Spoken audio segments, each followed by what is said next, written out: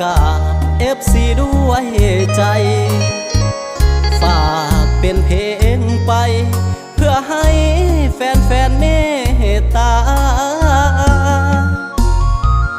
ลูกหลานสาวนาชื่อว่าสมพงษ์มี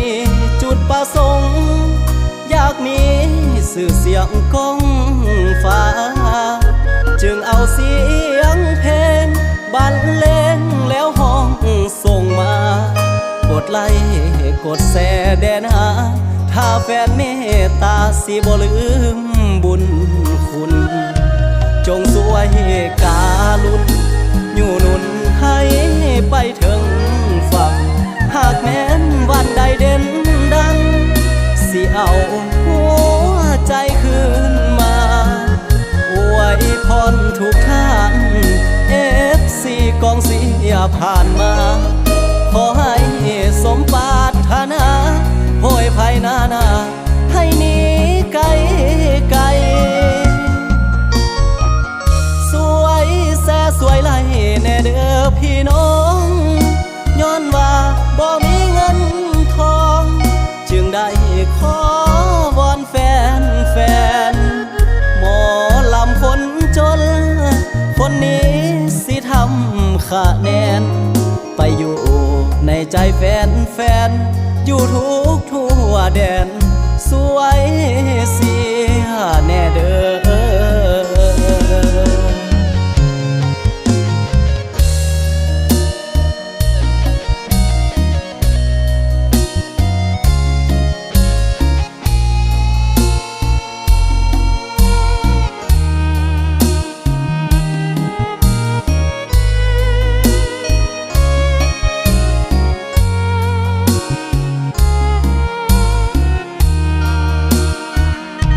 จงสวยการุณอยู่หนุนให้ไปถึงฝั่งหากแม้นวันใดเด่นดังสิเอาหัวใจคืนมาอวยพรทุกท่าน FC กองเสียผ่านมาขอให้สมปรารถนาโหยภัยนาให้หนีไกลไกล